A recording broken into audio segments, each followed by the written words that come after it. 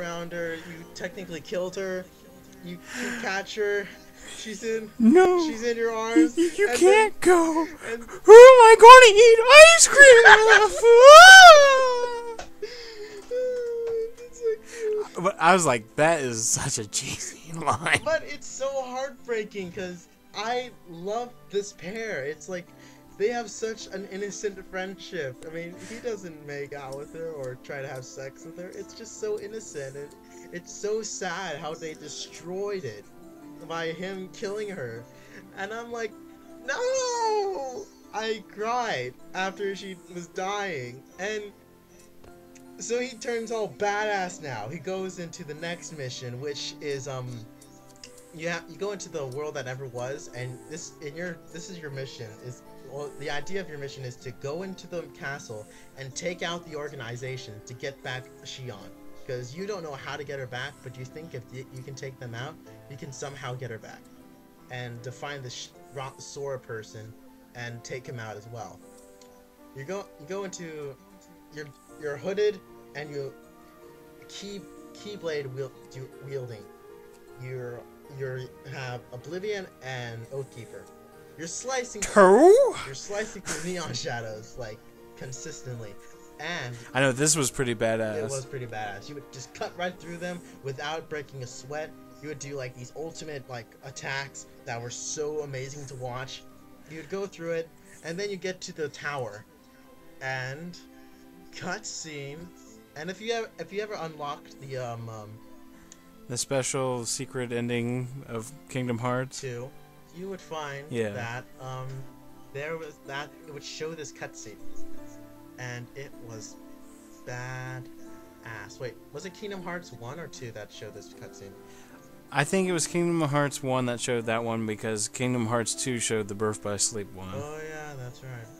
Alright, well, if you ever discovered the secret ending, it showed you this cutscene where a guy in black and another guy in black were running across from each other up a tower. The guy would throw a keyblade at him, and the one guy was hooded, the other guy had blue hair and the like bandage over his eyes. They'd be fighting each other they would fight in the neon shadows together, and it was like so badass. And that was Riku before he embraced darkness, and you got to fight him, and I was trolling his ass completely. I just was gliding around him, slashing at him, using my ultimate keyblade that I created, and I was just beating his ass into a pulp. At the very end, he just summons the power of darkness, and then he knocks you out, and Kingdom Hearts 2 continues after this. Yeah, because then the day after begins that 7-week vacation or whatever. Mm-hmm. And it's like, I hope we go to the beach, and then you see... Or 7-day week, I mean. Yeah, it's just the week-long tutorial. Yeah, because, yeah. And so you go through it, and that's the end of you actually Roxas forgets about Shion. And that is one of the most heartbreaking things in my opinion. It's like, this game had so emotion at the end that I am kind of sad how bad of a reputation it gets, but it's so it's so emotional in my opinion, because they have because Shion's gone. What the hell? She is like the most amazing character, and I am so sad that she only got one game to be in, but she is sorely missed, and I am sad that she is gone. I am truly sad that she is gone, and I really wish that she could come back, but I think they would ruin her if they brought her back, so I kind of want her to stay dead. But she was like one of my favorite characters of this entire series. And then we go to our next game. David? Kingdom Hearts Birth by Sleep. No, we're missing one. No, this game came out next. Recoded came out afterwards? Yeah, Recoded came out. Well, the cell phone one came out thought long time ago. Oh, I know the cell phone game came out like in Tokyo beforehand, but I thought they made. But yeah, Recoded came out for the DS a year after Birth by Sleep. I thought it came before because it. No, just look. Well, it was a few months after Birth by Sleep. No, Birth by Sleep came out for the PSP on September 7th, 2010, and Recoded came out for the DS on January 11th, 2011. Alright, I'm gonna go through my informers. Explain the game again for the people. Because I never actually got to play this game. Okay, Birth by Sleep? No, not Birth by Sleep. Yeah. I've only seen the playthrough of Birth by Sleep. So. Okay, well, pretty much Kingdom Hearts Birth by Sleep, it takes place like 10 years before Kingdom Hearts 1. And in this one, you were able to play as 3 characters. Terra, Vin, and Aqua. And in a way, it was like you could say it was also a difficulty level in a way. Aqua was of course easy, Vin was normal, and Terra was kind of hard mode. And for Sony for doing this one was a little bit unique. Because have you ever noticed when playing a Kingdom Hearts game, you could see that you could have like up to 99 files? Oh yeah, I saw. Okay. Well, in this one, it was kind of like the same thing, but like say we were going to go ahead and play as Terra. You want to make sure Terra has his own file, Vin has his own file, and Aqua has her own file. Reason being, because you're going to need a 4th one for the very end. But I'll get to that towards the end. But with Birth by Sleep, it starts out with Terra, Vin, and Aqua. You know, they're just training or whatever.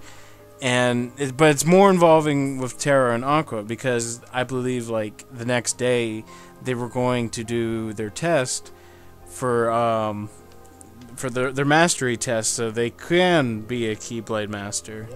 And Vin is still, I think it's because of his age. I think he might be a little too young, Yeah, he's like, or he's just like, still training. I think he's like 2 years younger than them, and he did start late technically because they were. And so little.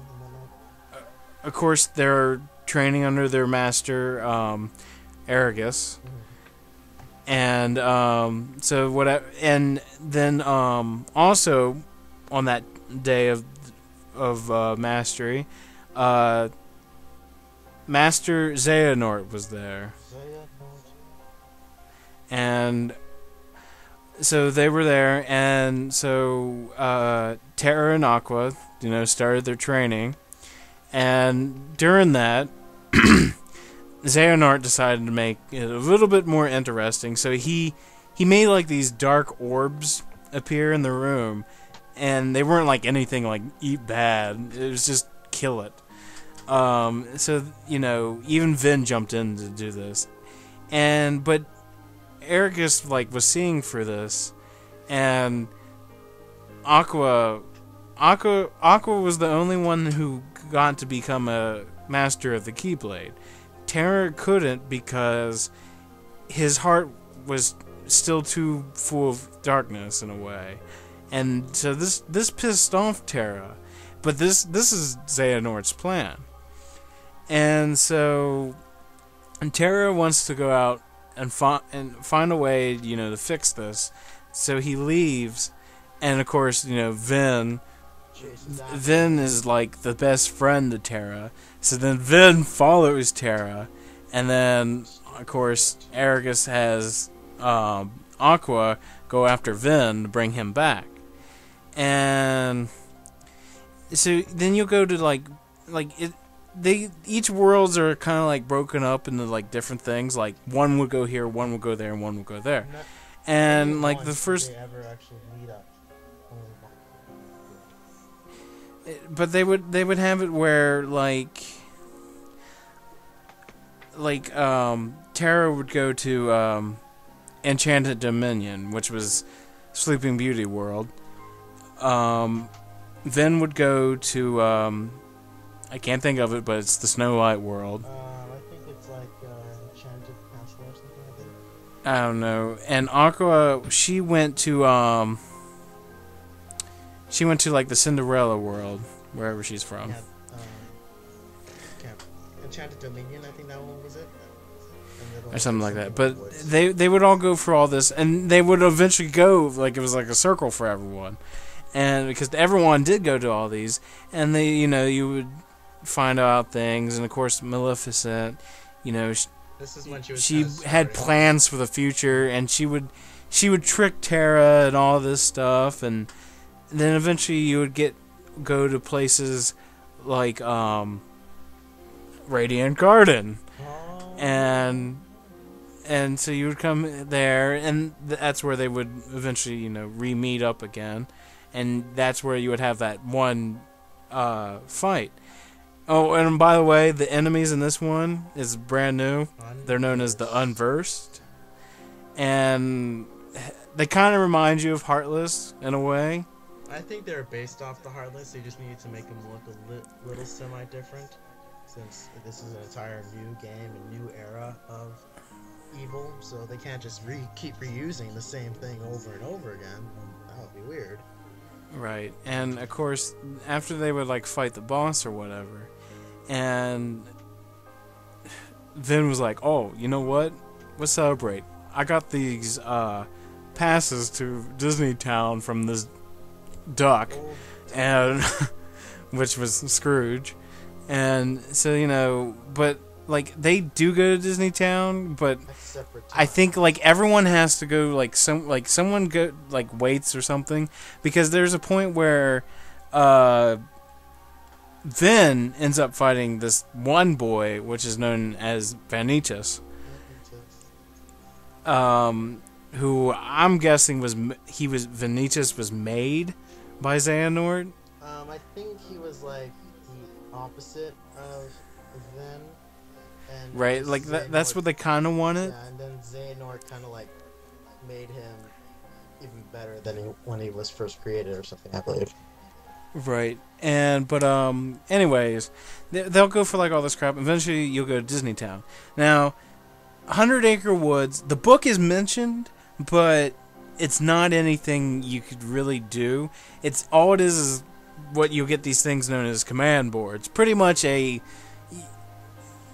like a Mario Party version of Kingdom Hearts in a way, but it's something you could do more of like online kind of deal, friends or whatever. If you have wireless connection and friends, and most of us don't have friends that have the same games. I've never done the command board. I don't find it, But anyways, Disney Town was more of the replacement for 100 Acre Woods, because everyone would go in and they would have a different mini game, and oh my god, Terra's one was kind of like Mario Kart. Oh yeah, but it was like he used his Keyblade, his bike. You know what I'm talking about? His hover thing. Oh yeah, his hovercraft deal. Yeah. Yeah, and Aqua, when she would go in, I think it was where it was something stupid like how many times you could like throw the fruit up in the air or some shit like that. Yeah, it was kind of like fruit volleyball or something. Yeah, but then, oh my god, for Christ's sake, Vin gave me the most aggravating minigame. The one with the ice cream thing. It's basically just a rhythm game. It's like, if any of you guys ever played... I'm not good at matching the rhythm, so I would screw up. But then eventually, I just stopped what I was doing, took a breather, and I'm like, okay, cool down. And then I just listened, then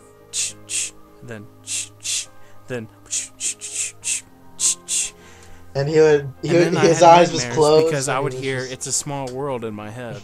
Yeah, it's a small world after all. It's a small world when you're dead.